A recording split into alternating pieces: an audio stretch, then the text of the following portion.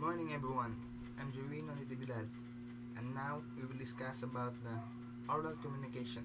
So, any ideas what is oral communication skills?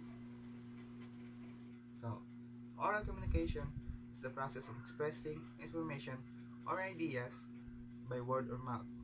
Learn more about the types and benefits of oral communication and find out how you can improve your oral communication abilities. Definition and types. Great communication skills are your ticket to success in academic and business world. But have you ever come by fear or anxiety prior to going on job interview or speaking in front of an audience? Knowing when to choose oral communication and polishing your speaking skills can help you at every stage of your career. Oral communication is the process of verbally transmitting information and ideas from one individual or group to another. Oral communication can be either formal or informal. Examples of informal oral communication include face-to-face conversations, telephone conversations, discussions that take place at business settings. More formal types of oral communication include presentations at the business settings, custom lectures, commencement speeches given at a graduation ceremony. So, communication is key to maintaining successful business relations. For this reason, it is paramount that professionals working in business environments have first-class communication skills. So, there are three types of communication: verbal, non-verbal, and written. If you want to succeed in business, you need to master each of these types of communications. Verbal communication or oral communication use spoken words to communicate a message. When most people think of verbal communication, they think of speaking, but listening is an equally important skill for this type of communication. Verbal communication is applicable to a wide range of situations, ranging from informal office discussions to public made to thousands of people. So, improving your verbal communication skills can help you to foster better relations with your coworkers and maintain a large network of contacts that you can call on the necessary. Consultants are one group of professionals that need to pay particular attention to this area of communication, as they need to constantly meet with new people and quickly communicate large quantities of important information. Consultants can improve their communication skills with this online communication course for consultants. Nonverbal communication. Nonverbal communication includes body language, gestures, facial expressions, and even postures. Nonverbal communication sets the tone of a conversation and can seriously undermine the message contained in your words if you are not careful to control it.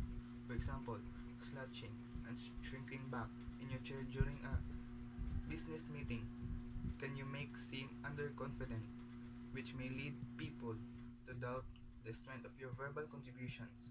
In contrast, leaning over an employee's desk and invading his or her personal space can turn a friendly chat into an aggressive confrontation that leaves the employee feeling victimized and undervalued.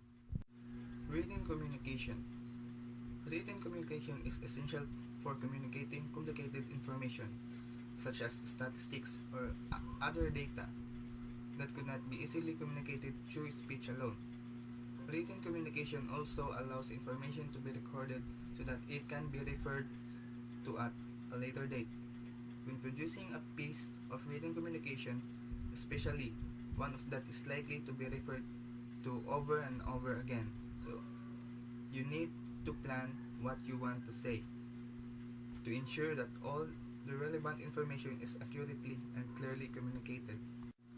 By improving your verbal, non-verbal, and written communication skills, you can become more successful in all areas of business. Whether you are managing others or working as a part of a team, the ability to communicate effectively can improve relations with your colleagues and help you all to work more effectively together. With advance in technology, new forms of oral communication continue to develop. Video phones and video conferences combine audio and video so that workers in distant locations can both see and speak with each other. Other modern forms of oral communication include podcasts, audio clips that you can access in the internet, and voice over internet protocol, which is VoIP, which allows callers to communicate over the internet and avoid charges. Skype is an example of VoIP. So, there are 6 broad types of oral communication activities that might be incorporated into curricula in many fields of study. Most are conductive to either formal or informal assignments. Some are realistically possible only in smaller classes or recitation sections, while others are appropriately for large lectures as well.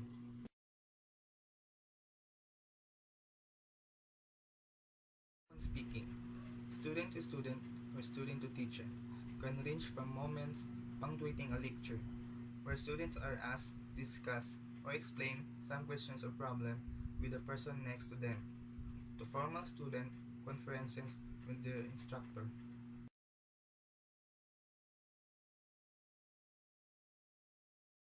Small group or team-based oral work, smaller scale settings for discussion, deliberation, and problem solving, appropriate for both large lectures and smaller classes, and allows levels of participation not possible in larger groups.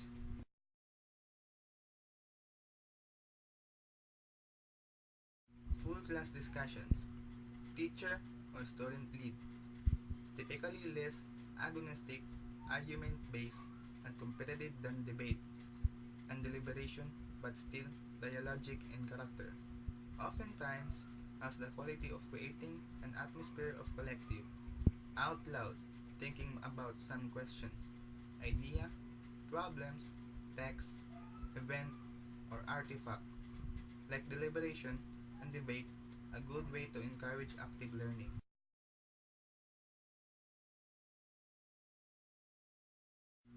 In class debates and deliberations, I structured consideration of some issue from 2 or more points of view. Debates typically involve participants who argue one side throughout, while deliberation allows for movement by individuals within the process. Both feature reason-giving argument, can be applied to issues of many kinds from disputed scientific facts to theories, policy questions, the meaning of a text, or the quality of an artistic production, can range from 2 participants to a lecture hall.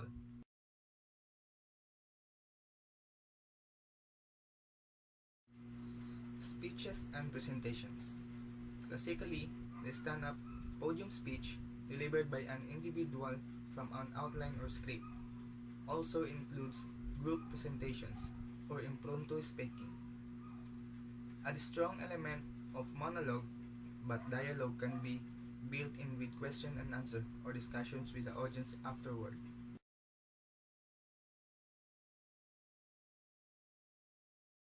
Oral examinations can take place in instructor office, in small groups, or before a whole class, range from one oral question on an otherwise written exam to an oral defense of a written answer or paper to an entirely oral quiz or examinations. Difficult with very large groups, but an excellent way to determine the depth and range of student knowledge and to stimulate high levels of preparation. Goals of oral communication. Goal 1. Gain a theoretical and practical understanding of a basic theories, concepts, and tenets of human communication. Goal 2. Demonstrate a capacity to apply critical thinking skills in the creative process. Goal 3. Build confidence in applying effective communication strategies in one's own human communication behaviors. Goal 4. Develop and sharpen active skills. Goal 5. Appreciate the importance of both the verbal and non-verbal components of human communication. And the last, Goal 6. appreciate the importance, complexity, and relation of self-concept to achieving satisfying and effective communication in both personal and professional contexts. Advantages of oral communication. There are many situations in which it takes sense to choose oral over written communication. Oral communication is more personal and less formal than written communication. If time is limited and a business matter requires quick resolution, it may be best to have a face-to-face or telephone conversation. There is also more flexibility in oral communication. You can discuss different aspects of an issue and make decisions more quickly than you can in writing. Oral communication can be especially effective in addressing complex or problems.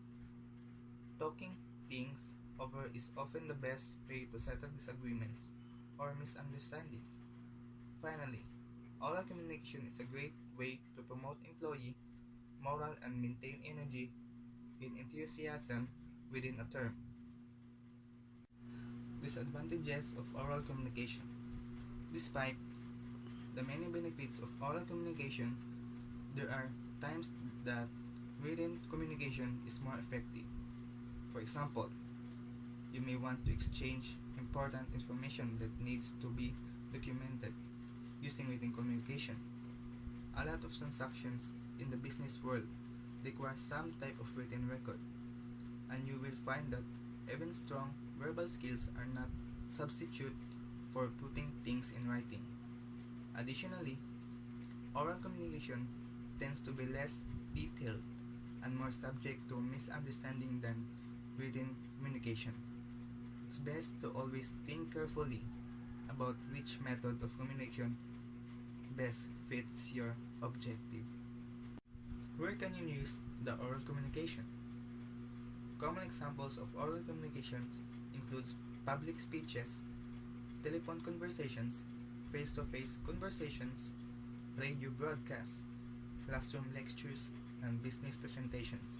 Oral communications is the verbal exchange of ideas, and informal from one person to another person or group. Essentially, any verbal conversation can be considered oral communications.